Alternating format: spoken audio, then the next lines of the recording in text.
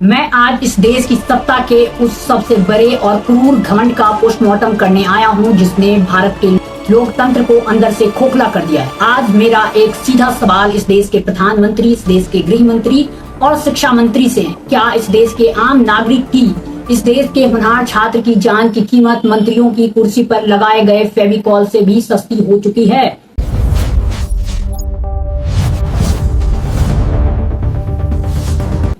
जब इस देश का नौजवान 40 डिग्री की तपती धूप में जंतर मंतर की सड़कों पर अपनी ईमानदारी और सत्यनिष्ठा के साथ न्याय मांगने बैठते हैं, क्योंकि देश में नीट यूजी पेपर के सरेआम बाजार में नीलामी हो जाती है।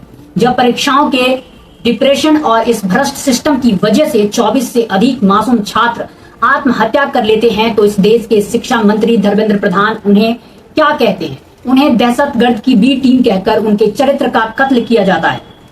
आज मैं डेमोक्रेसी स्क्वाड के इस विशेष बुलेटिन में हम दुनिया के नक्शे पर चलेंगे और दुनिया भर के लोकतांत्रिक सरकार कैसे चलती है, बल्कि तारीख के साथ बताएंगे कि दुनिया के असली लोकतंत्रों में मंत्रियों का जमीर कैसे जिंदा होता है और हमारे देश में नेताओं की शर्म क्यों मर चुकी है। आज Japan, Norway, Finland, south Korea और जहां तक कि नॉर्थ कोरिया जैसे तानाशाही व्यवस्था तक के ऐसे उदाहरण आपके सामने रखूंगा, जिन्हें सुनकर आप आज हमारे नैतिकहीन नेताओं को चुल्लू भर पानी में डूब मरना चाहिए।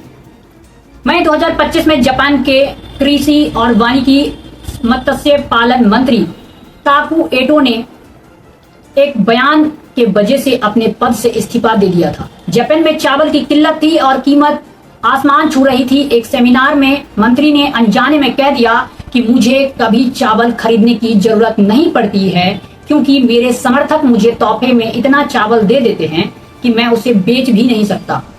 वोटर्स और जनता को लगा कि यह मंत्री उनके संकट का मजाक उड़ा रहा है। भारी आक्रोश के बाद ताकू ने अपनी नैतिकगत जिम्मेदारी मानी और तुरंत इस्तीफा दे दिया। सोचिए, सिर्फ एक असंवेदनशील बयान पर मंत्री को कुर्सी छोड़नी पड़ी। सितंबर 2025 का उदाहरण ही नहीं, उनकी पार्टी एलडीपी चुनाव हार गई। एक्स प्रधानमंत्री ने खुद को यह कहते हुए इस्तीफा दे दिया कि पार्टी की हार की जिम्मेदारी नेता को लेनी चाहिए। अब आइए यूरोप के उन देशों की तरफ जहां के सिस्टम की तारीफ करते हमारे नेता थकते नहीं हैं। बात करते हैं नॉर्वे की। जनवरी 2024 नॉर्वे की अनुसंधान उच्च शिक्षा मंत्री सांद्रे बोर्च ने एक झटके में इस्तीफा दे दिया। उनका गुनाह क्या था?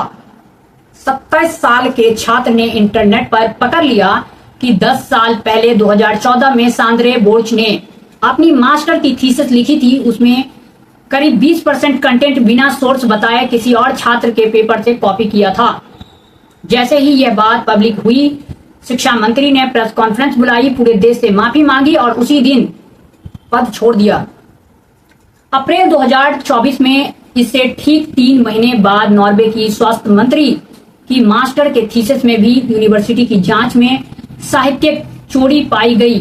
प्रधानमंत्री जोनस ने तुरंत प्रेस कॉन्फ्रेंस कर कहा कि ये मंत्री पद पर रहने योग्य नहीं है, उन्हें पद से हटा दिया गया। सुन रहे हैं आप? 10 साल पुरानी यूनिवर्सिटी की थीसिस में नकल पाए जाने पर यूरोप के मंत्रियों के इस्तीफा हो जाते हैं। क्यों? क्योंकि वे उस विभाग के मुखिया है जो देश की शिक्षा स्वास्थ्य को संभालता है। अब जरा अपने देश के शिक्षा मंत्री धर्मेंद्र प्रधान का चेहरा याद कीजिए। उनके नाक के नीचे करोड़ों बच्चों की भविष्य की सरेआम नीलामी हो जाती है। पेपर लीक के माफिया गिरफ्तार होते हैं, लेकिन मंत्री जी सीना ठोक कर बैठते हैं और उनके चेहरे पर रत्ती भर शर्म नहीं आती है। आगे बढ़ते हैं, फिनलैंड को देखिए।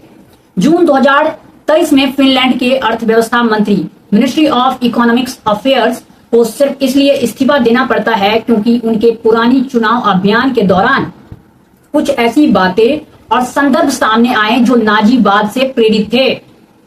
जनता ने इसे अपने लोकतांत्रिक मूल्यों के खिलाफ माना और जुनीला को मात्र 10 दिन के भीतर अपनी कुर्सी छोड़नी पड़ी। अब जरा एशिया के एक बड़े लोकतांत्रिक देश साउथ कोरिया को देखिए।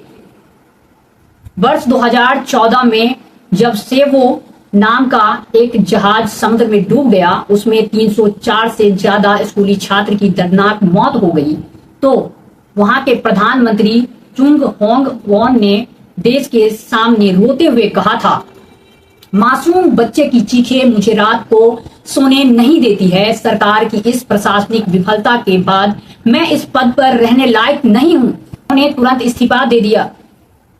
जहां तक कि अगर हम साउथ कोरिया जैसे क्रूर और तानाशाही व्यवस्था को भी देखें तो वहां भी जब कोई बड़ी घटना होती है, कोई सरकारी प्रोजेक्ट फेल होता है तो जिम्मेदार अधिकारियों को सजा दी जाती है या वो खुद को खत्म कर लेते हैं। लेकिन हमारे प्यारे भारत, जहां लोकतंत्र की जननी कही जाती है, जनता वोट देती है, लेकिन सरकार का रवैया किसी निर्दय राक्षस जैसे हो चुकी है। ऐसा इसलिए कह रहा हूं, जीडी अग्रवाल जो गंगा नदी को बचाने के लिए 111 दिन आमरण अनशन पर थे और उनकी मृत्यु हो गई। ऐसा नहीं है कि हमारे भारत में ऐसा ही बेशरम और नैतिकहीन और संवेदनशील नेताओं से बना है। हमारे इसी भारत की मिट्टी में ऐसे महान राजनेता हुए हैं जिन्होंने नैतिकता की लकीर खींची, जिसे आज के नेताओं को सत्ता की भूख और युवाओं की भविष्य और सवाल पूछने वाले लोगों को नोच खाना चाहती है। लाल बहादुर शास्त्री का वो महान त्याग साल 1956 में महबूब नगर में रेल दुर्घटना में 112 लोगों की मृत्यु हो जाती है। तत्कालीन रेल मंत्री लाल बहादुर शास्त्री ने किसी के दबाव में नहीं बल्कि पंडित जवाहरलाल नेहरू को अपना इस्तीफा भेज देते हैं। नेहरू जी उन्हें मना करते हैं, लेकिन ठीक 3 महीने बाद आरीरपुर में एक और रेल दुर्घटना होती है जिसमें 144 लोग जान गंवा देती है। शास्त्री जी ने संसद में खड़े होकर, अब मेरा इस कुर्सी पर बैठना पाप है, यात्रियों को सुरक्षा नहीं दे पाया, वो दोबारा अपनी इस्तीफा देते हैं और नेहरू जी उसे स्वीकार कर लेते हैं। माधवराव सिंधिया का इस्तीफा 1990 में जब एक सरकारी विमान दुर्घटना होता है तो तत्कालीन नागरिक उड्डयन मंत्री माधवराव सिंधिया ने उनकी नैतिक जिम्मेदारी लेते हुए तुरंत इस्तीफा दे दिया था। ये नेता भी इसी भारत के मिट्टी में और इसी देश के लोकतांत्रिक जमी पर पैदा हुए। उनके पास भी बहुमत की सरकारें थी, लेकिन उनके पास एक और चीज थी जो आज के नेताओं में दूरबीन से ढूंढने के बाद भी नहीं मिलती है, वो है जमीर। वो जनता की मौतों पर महसूस होने वाली नैतिक जिम्मेदारी आज के दौर में क्या है। एक के एक बार 70 से अधिक पेपर लीक हो जाता है। उत्तर प्रदेश, बिहार, मध्य प्रदेश से दिल्ली तक परीक्षाओं की पवित्रता भंग हो जाती है। देश का भविष्य डिप्रेशन में फंदे से लटक जाता है और हमारे नेता क्या करते हैं, वे इस्तीफा नहीं देते। वे टीवी चैनल पर कहते हैं हम जांच कर रहे हैं। क्या आपकी जांच की वजह से उन मरे हुए छात्र वापस आ सकते हैं? आइए अब बात करते हैं उस भाषा शैली की जिसने लोकतंत्र की मर्यादा को तार तार कर दिया है। जब जंतर मंतर पर देश का युवा शांतिपूर्ण तरीके से संविधान के दायरे में रहकर अपनी आवाज उठाता है तो केंद्रीय शिक्षा मंत्री धर्मेंद्र प्रधान नेशनल मीडिया के सामने क्या शब्द प्रयोग करते हैं। वे कहते हैं ये प्रदर्शनकारी छात्र दहशतगर्द है, यानी किसी देश का युवा अपने कैरियर बर्बाद होने पर रो रहा है, वो इसलिए सिर्फ एक तमाशा देखने वाली भीड़ है। इतना ही नहीं, सत्ताधारी खेमे के आईटी सेल और नेताओं की तरफ से बकायदा ये नैरेटिव चलाया जाता है कि ये आंदोलन दहशतगर्दी की बी टीम के द्वारा प्रायोजित है। धर्मेंद्र प्रधान जी, मैं आपसे सीधा सवाल पूछना चाहता हूं, क्या किताब पढ़ने वाले छात्र, रात दिन लाइब्रेरी में बैठकर अपने आंख जलाने वाले छात्र आपको आतंकवादी नजर आते हैं? दहशतगर्द वो नहीं है जो सड़क पर बैठे हैं। असली मानसिक दहशतगर्दी तो आपका ये सरा हुआ सिस्टम चला रहा है, जो हर परीक्षा से पहले पेपर के बाजारों में नीलामी कर देता है। जब एक गरीब बाप अपनी जमीन बेचकर कर्ज लेकर बच्चों को कोचिंग कराता है और परीक्षा के दिन पता चलता है कि पेपर लीक हो गया है, तो उस बाप के दिल पर क्या गुजरती है? वो किसी दहशतगर्दी से कम नहीं है। आप यह कह रहे हैं कि जनता चाहे मर जाए, वो रोए चिल्लाए, हमें कोई फर्क नहीं पड़ता क्योंकि हमारे पास सीटों का नंबर है। क्या लोकतांत्रिक देश में सिर्फ नंबरों का खेल है? क्या जनता की भावनाओं की कोई कीमत नहीं है? महाराष्ट्र के मुख्यमंत्री को देखिए, जब आम जनता उनकी नीतियों और मुंबई के सड़कों पर गड्ढों के बारे में और भ्रष्टाचार के बारे में सवाल पूछती हैं तो उसे सीधे जवाब देने के बजाय सवाल पूछने वाले को भारे के टट्टू कहते हैं। यह भाषा इतनी अनैतिक और इतनी अमानवीय और इतनी अमर्यादित है कि इसे यह सीधे नागरिक के आत्म सम्मान पर चोट पहुंचाती है। की सुरक्षा और लोकतांत्रिक अधिकारों के लिए देश का एक महान शिक्षाविद सोनम वांगचुक जंतर मंतर पर 18 दिनों से भूख हड़ताल पर बैठे हैं। उनका वजन 8 किलो गिर गया है। डॉक्टरों ने चेतावनी दी है कि उनके अंग काम करना बंद कर सकते हैं, लेकिन सरकार नुमाइंदे के पास इतने टाइम नहीं है कि उनसे बात कर सके। छात्रों की भूख हड़ताल, जंतर मंतर पर आयशा और एसएफआई जैसे संगठनों के युवा छात्र अनिश्चितकालीन अनशन पर बैठे हैं। कई छात्रों की तबीयत इस कदर बिगड़ गई कि उन्हें एम्बुलेंस से अस्पताल पहुंचाया गया। राष्ट्रीय अपराध रिकॉर्ड ब्यूरो एनसीआरबी के आंकड़े गवाही देती है कि भारत के हर साल परीक्षा के तनाव और असफलता और इस भ्रष्ट परीक्षा तंत्र के कारण हजारों छात्र आत्महत्या कर रहे हैं। पिछले कुछ वर्षों में 70 से अधिक पेपर लीक हुई है, जिससे 1 करोड़ से अधिक छात्र युवाओं का भविष्य सीधे तौर पर बर्बाद किया गया है। ये कोई सामान्य विफलता नहीं है, ये युवाओं के खिलाफ किया जा रहा एक सिस्टमैटिक क्राइम है।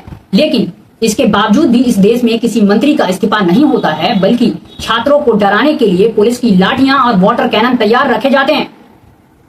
आज डेमोक्रेसी स्क्वाड के इस मंच से इस देश के करोड़ों युवाओं और नागरिक की तरफ से सीधा और तीखा सवाल कर रहा हूं इस देश के प्रधानमंत्री और इस देश की मुखिया से कि जब जापान में चावल की कीमत पर एक गलत बयान देने वाले मंत्री का इस्तीफा हो जाते हैं, तो भारत में करोड़ों छात्रों के भविष्य की नीलामी करने वाला देश के एजुकेशन मिनिस्टर आज भी कुर्सी पर क्यों बैठे हैं।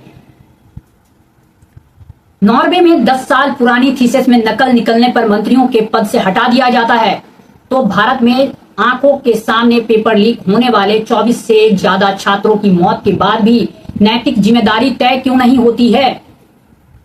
सवाल पूछने वाले जर्नलिस्ट जनता को भारे के टट्टू और डेफर्मेशन की धमकी दी जाती है।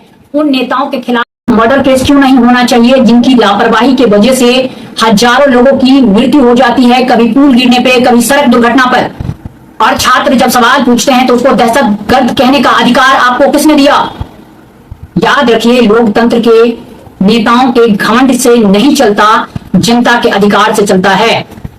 आज जो छात्र जंतर मंतर पर भूखे पेट सो रहे हैं, वे सिर्फ अपनी भविष्य के लिए नहीं लड़ रहे हैं, बल्कि इस देश के लोकतंत्र की बची कुची साख को बचाने के लिए लड़ रहे हैं। अगर आज देश का नागरिक चुप रहा तो आने वाले इतिहास इस चुप्पी को कायरता कहेगा।